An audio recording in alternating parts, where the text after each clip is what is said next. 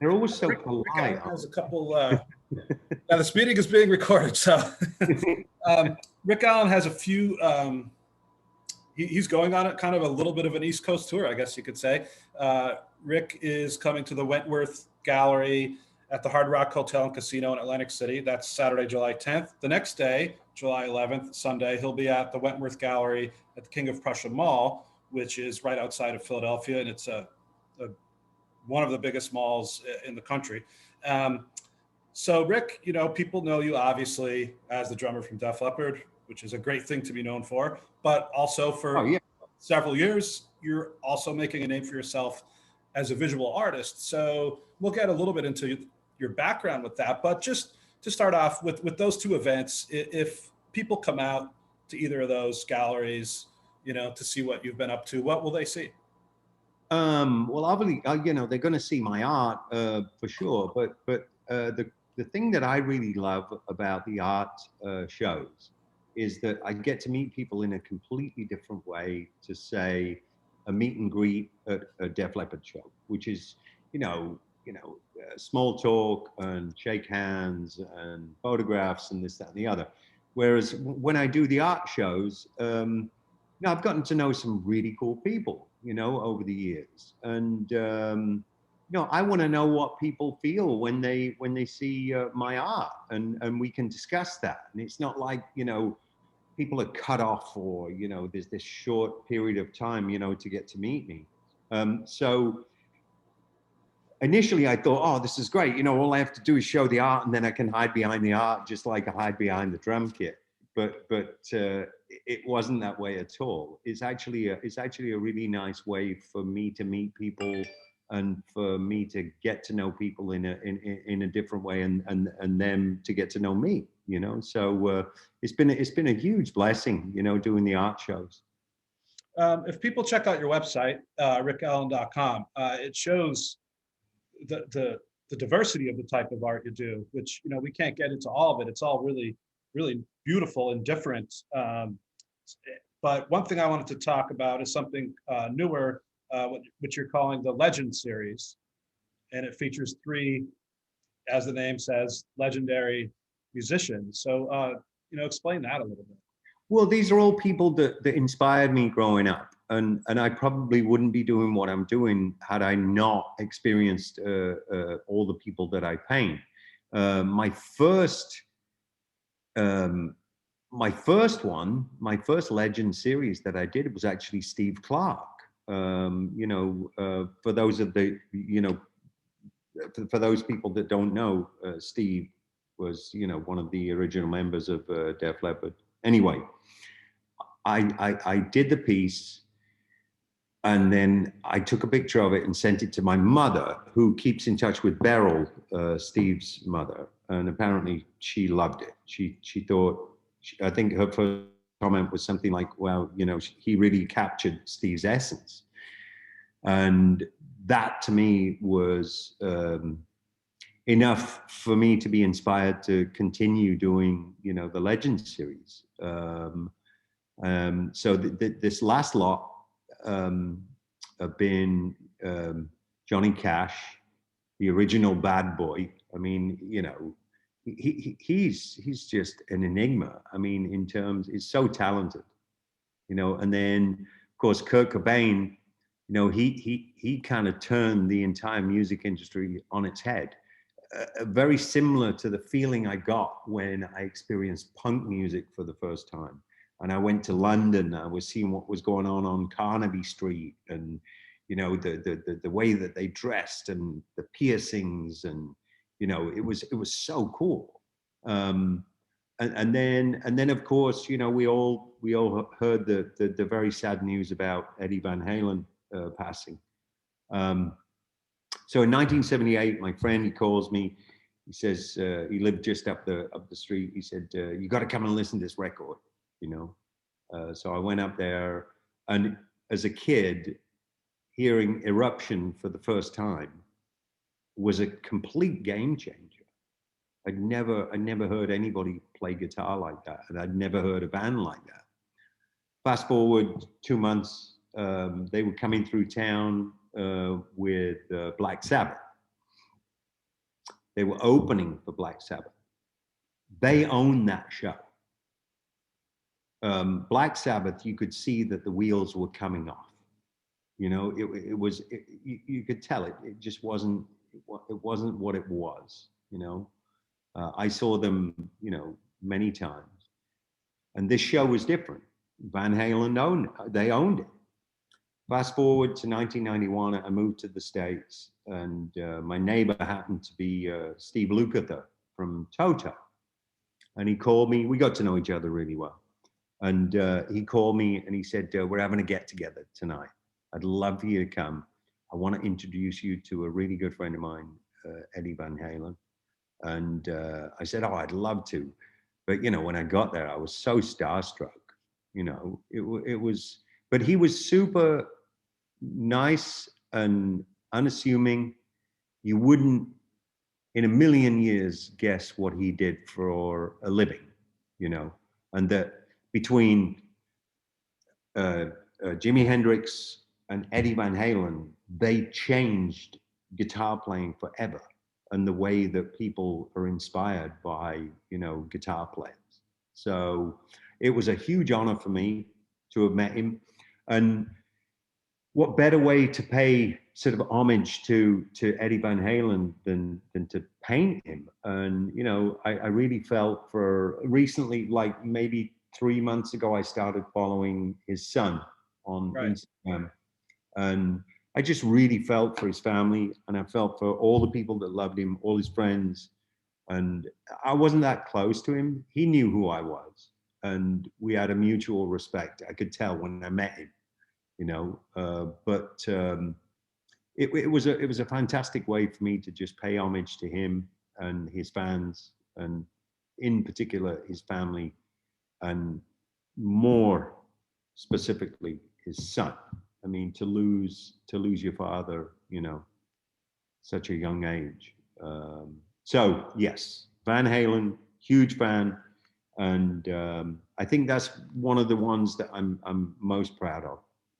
It's I think it's very interesting that you feel the way you do about Kurt Cobain, because the way a lot of things are written, the idea is Nirvana came along and grunge in general, and they killed 80s metal and hard rock, you know, and it seems like that's too simple of an explanation, maybe. No, I think in many ways you're right. You know, rock music, it was getting so self-indulgent, just the same way that I'm sure some of the 70s bands, some of the prog rock bands, you know, they listened to us and they were like, we don't like this at all. You know, it was more to the point. It was more appealing. It had a wider appeal to, you know, guys, girls, you name it.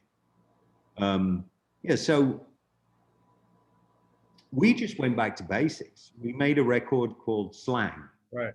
which initially didn't necessarily have that much success, but it was one of those creepers.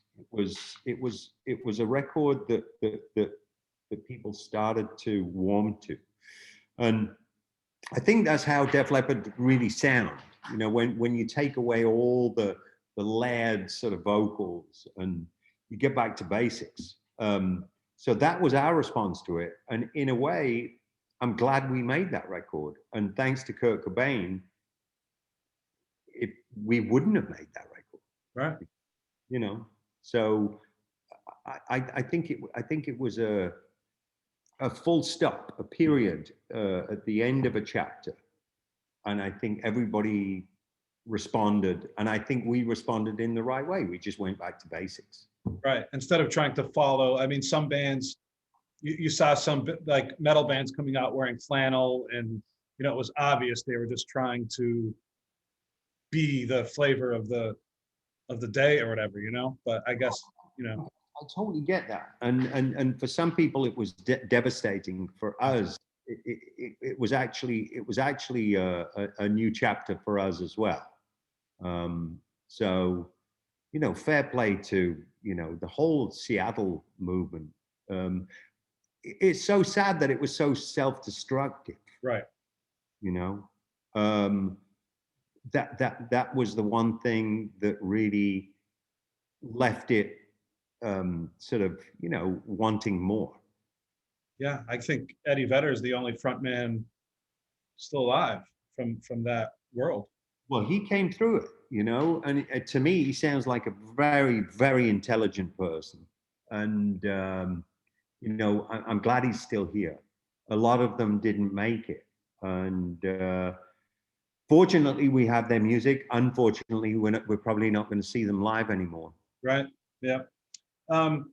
Regarding, you know, a lot of rock stars and musicians, not a lot of them, but a handful of them do go into visual art.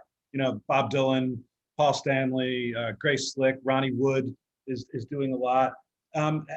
Is there any, a lot of times the public, when someone tries to do something different, the public will come out and say, you can't do that. Like if an actor wants to make an album, you know, why are you doing that? You're supposed to be an actor, an actress. Did you struggle with that at all? Did you have any noise like that? I did. I really struggled with it. In fact, you know, I had all these pieces that I loved personally, that I was afraid to show to anybody. Wow. And for fear of rejection, for fear of, oh, it's a musician trying to be an artist, you know. And my wife, she said, no, you've got to show people this. And then the story I told you before about Steve Clark and getting that out of my system and wanting to pay homage to Steve, you know, like I miss him every day. You know, he was my best friend. When I finally let my guard down and I showed people what I was doing, the response I got was so positive that spurred me on. It was like, okay, I can do this. I can do this. And I'm not feeling any kind of rejection. I'm not feeling like people are judgy, you know. I'm just doing what I do, and I love it. So surely there are other people that are gonna love it too. Right, right. And another component to what you're doing is Project Resiliency. So how did that come about, and what have you been able to achieve with that? 2006, I visited Walter Reed Medical Center in DC area, and I experienced so much suffering from our warriors. But I also experienced hope, and they were really inspired by me, which I'm blown away by. You know, they felt like they knew me. So I held it together. And at this point, Raven Drum existed. Myself and my wife, we put it together in 2002, I believe. And we were working with different parts of the population. But after that day, I got back to the hotel and I just broke down. I was sobbing. I called my wife. I said, we have to refocus. You know, I said, I really feel a kinship with, you know, what they're going through, even though my trauma is not combat related. I meet so many people, whether it's, you know, car accidents or abusive relationships, sports injuries, you name it. There's 100 ways that people can be, you know, traumatized. So then we refocused and we created a new name, a new sort of division called Project Resiliency. And that was really the beginning of working with our vets. And it was really selfish because it was me wanting to delve into what PTSD is, what traumatic brain injury means, what is all that, and there was a synchronicity. So for me, it's the least I can do is Right. to help people going through anything close to what I go through or worse. So I continue to support that because I think it's important. The amount of time it takes to train a soldier to go to war, and the amount of time it takes to decompress is almost embarrassing.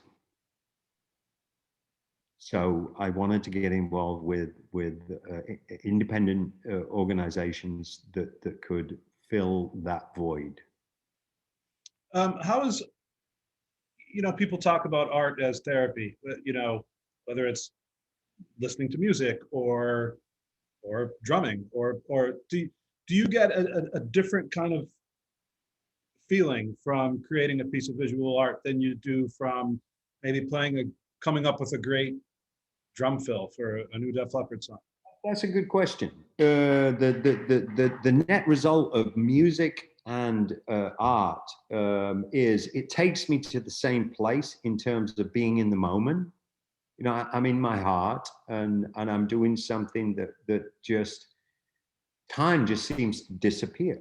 Like, oh, you've got an hour and a half set tonight, or you've got a 2-hour set tonight. It feels like 10 minutes. When I paint, it's the same thing. So I love the fact that it keeps me in the moment. And when I'm in the moment, I feel as though that intelligence is the most healing for me.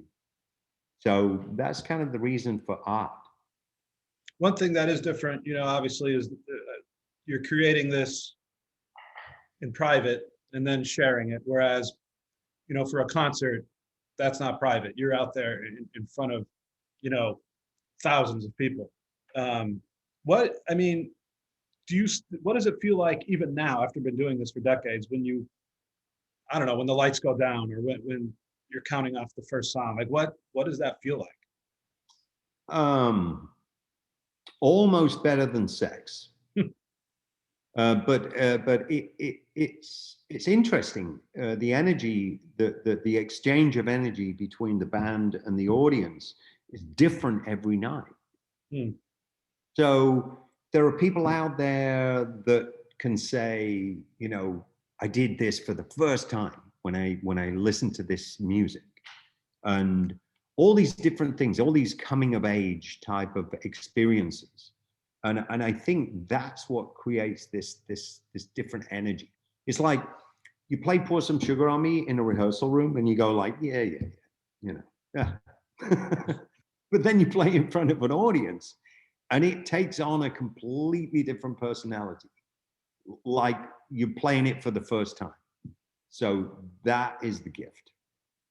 One thing, I actually think it's a compliment. One of the greatest compliments that I hear about Def Leppard is they sound so perfect that it has to be fake. There's no way that they really sound like that. And yeah, and years ago, I was at a show. I'm from Scranton, Pennsylvania, and there's a venue there that you played. You were playing with Poison, and I don't remember who else.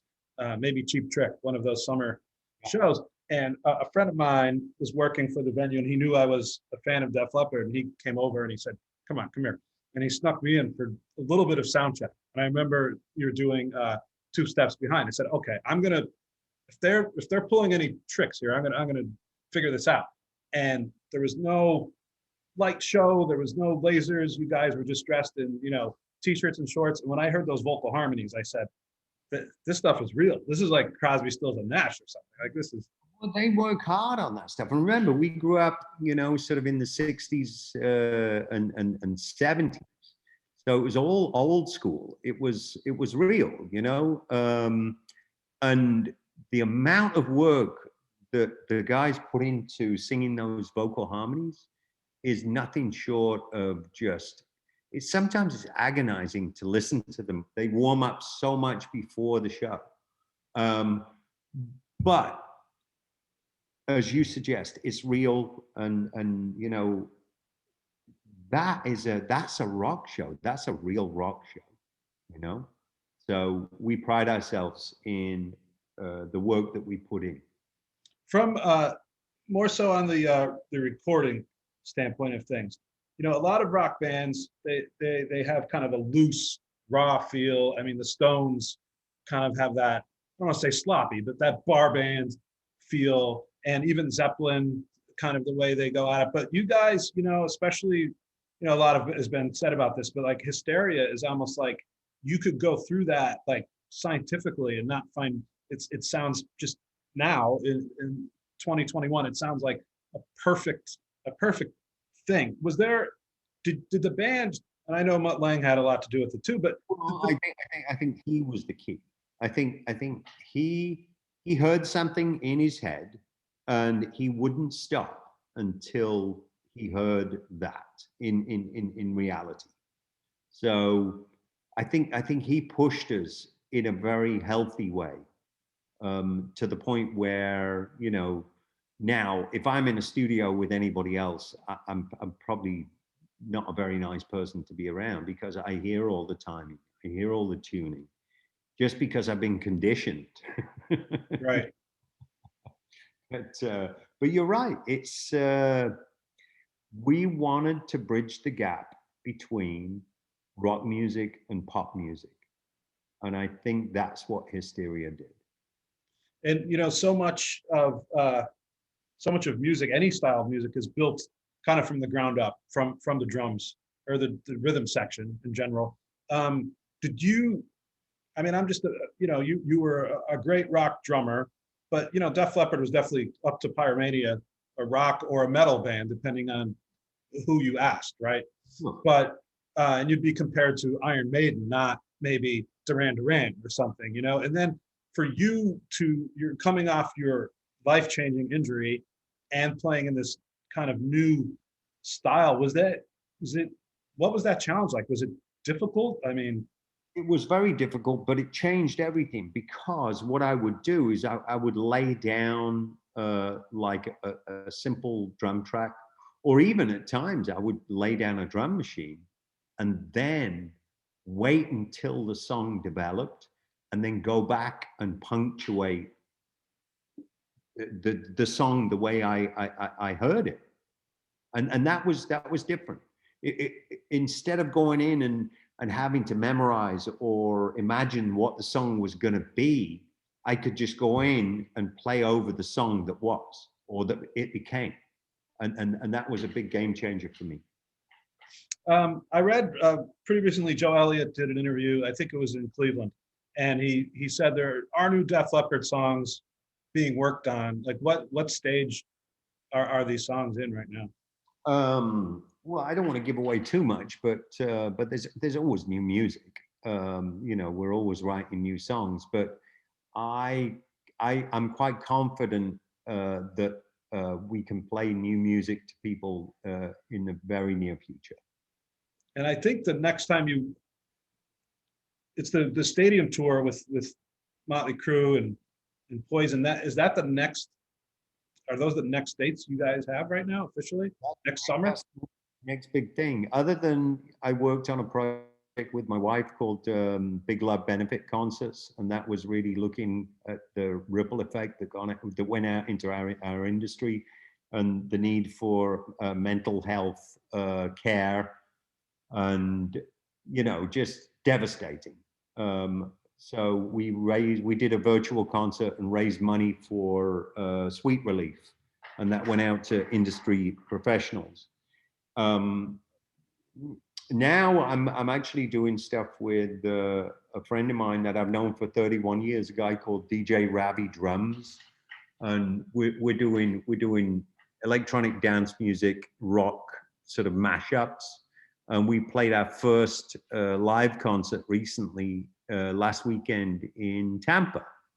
So I'm busy with other things, but it's completely different to what what I'm doing with Def Leppard. I think the criteria for the Def Leppard tour, and I think Live Nation made the right decision. I think they didn't want to do a patchwork tour. Right. They didn't want to do 50% capacity. I think they wanted to do a proper tour, and it was their call. It was never our call. I'm hoping people behind the scenes, whether it's sports, whether it's music, or any large gatherings, there are smart people sitting in that room that are looking out for people's safety. And that to me, you know, having lived through this, I think is the most important thing. Is this the longest you've ever gone without playing a Def Leppard show? The last time I saw an entire summer was 2010. Hmm. And other than that, we're a hardworking band. We go out there, every summer. I miss my family, I miss my friends, but it's what we do. It's what I do for a living. You talked earlier about how hard those guys work on the vocal harmonies, and everything is so just dialed in, and it's interesting because as a fan, you could have fun. It's not too technical, but it's like it's a great concert to go to if anyone hasn't seen the band.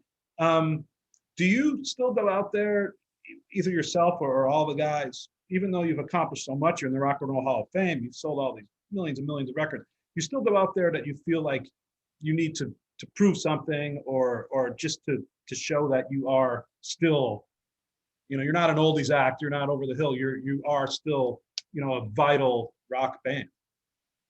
I think you bring up a really good point. I don't feel as though I have to prove anything anymore, other than to myself, and that is to be able to give people from last night, or tonight, the same sort of show, the same level of commitment, where, and that's always my fear, is like, oh man, I hope I can cut it tonight. And for whatever reason, I'm able to maintain that standard, and that's the most important thing for me. Thinking about your influences, I was interested in who are some of your influences as an artist. I love Peter Max, his use of colors, very vibrant. And then many years ago, I think 83, 84, I started to get into the abstract nature of Salvador Dali. Mm. I love when you stand close to his pieces, how that they appear to be one thing, and then when you stand away or you squint your eyes, they become something else. And the Legend series, when you look at the Legend series close up, they look like a series of geometric shapes, almost like posterized. But then when you stand back, your mind fills in the blanks, and that illusion to me is wonderful. So I think those two artists have really helped me. And then I spent quite a bit of time in Amsterdam, so I got to go to the Van Gogh Museum, right, and just see some of the most genius art on the planet. So it's and I keep seeing new artists. It's like it never ends. Where we can be inspired, or right. We can. Earlier you talked about when you first met Eddie Van Halen, you were starstruck by it when you were at Steve Lukather's house. Are there? I mean, a lot of the artists you're talking about aren't with us anymore. But have you met any artists that you felt that way about, that you were kind of, almost afraid to meet them? Well, the prospect of meeting Brian May for the first time. No. And we all looked up to Brian. He was like, I don't think Brian knows he's Brian May. You know what I mean? Because he's so humble. And then I met Mick Jagger while we were recording Hysteria in Holland. He was I think he was recording his second solo album, and that was really special as well.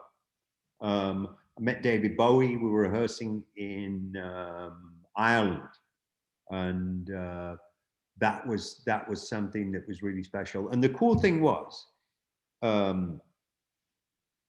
they didn't disappoint. Right. It wasn't like they were something that they weren't, or they were trying to be something else. They were they totally lived up to my expectations. Elton John as well, same thing. I don't know if this is something you've ever thought about, but if you sit back and think about these different people you met that have been around forever, they are legends, like your Legend series, and Def Leppard's a legendary band too.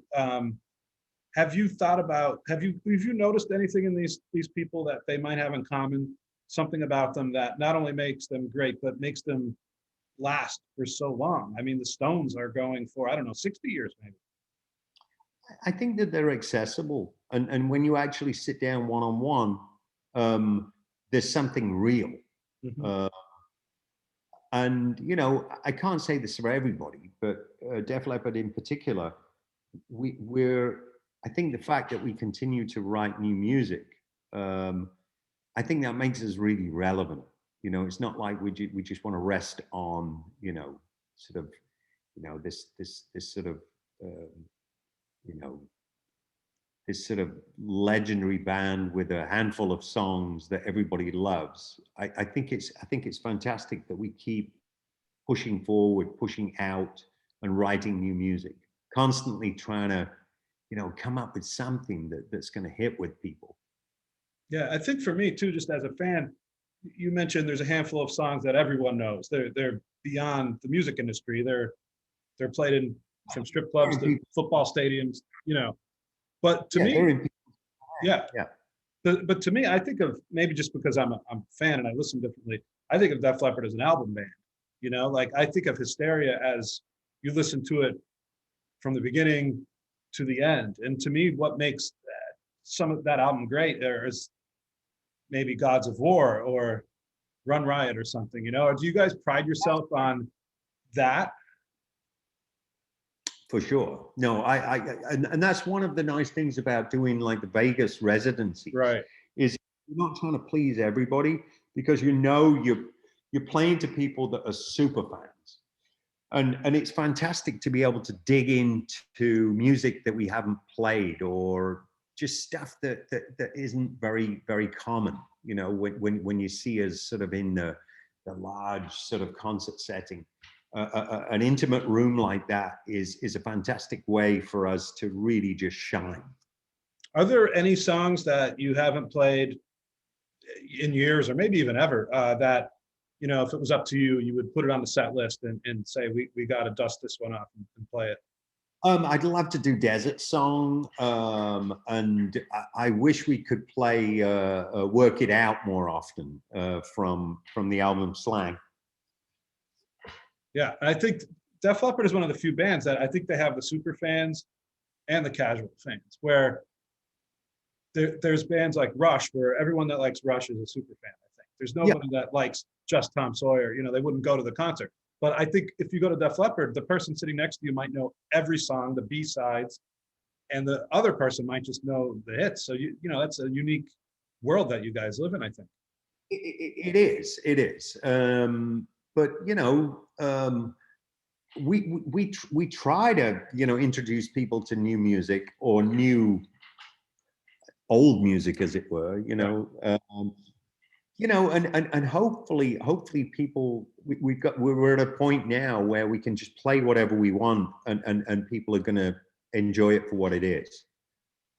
Right. And you know, if it's a band I really like, if I hear a song, I'm like, well, I like everything else I've heard from them. I'm going to give them the benefit of the doubt on this one. Or I could go to the bathroom or buy a t-shirt or get a beer or something, you know. That's why a concert is, you know, you guys play for probably around 2 hours, right? I guess. I mean, Oh yeah. Yeah. How do you feel right when the show's over, maybe the adrenaline wears off physically? How do you feel? Because, you know, drumming a Def Leppard show is a pretty physical thing. It is. It is. I keep myself fit. My diet is super healthy. I've been vegan for the last 5 or 6 years. You know, like I say, you know, like I said before, I want the next show to be just as good as the one that I just played. Right. So, and I feel like I owe it to people, you know, to be that person. Right. We covered a lot of material here from, you know, your music career and your art career. Is there anything else I didn't ask about before I let you go that you wanted to mention? No, other than I'm just very grateful that people are, you know, paying attention, and they show an interest in the other things that I do, you know, the art and side projects. So I'm just very grateful for that. All right. Well, Rick, I really appreciate it. It was great talking to you. And I just got to mention my first rock concert. I think it was 1992, Def Leppard Adrenalize tour. Fantastic. And the one thing, being that you're here, I have to ask about. I remember the big hit at the time was "Let's Get Rocked." That's right. And you didn't play it, and it didn't bother me because I was there to hear any Def Leppard song, and that wasn't even one of my favorites. But do you remember leaving that out at that time, and what and why? I don't. I mean, other than we needed to rehearse it more. So the newer stuff, sometimes the stuff that's all over the radio might be the stuff that's the hardest for you to play because it's so new. A lot of these songs that we do are very challenging. And I remember something similar to that. Love Bites was starting to hit, and we were like, we need to get this song sounding really good. And I think it was we just needed more rehearsal time. Right. All right, Rick. Well, thanks again. I really appreciate it. It was great to talk to you today. Thank you. And if you get a chance to come and say hello, please do. I would love to. Thanks a lot. All right, bud. Thank you. Bye. Bye.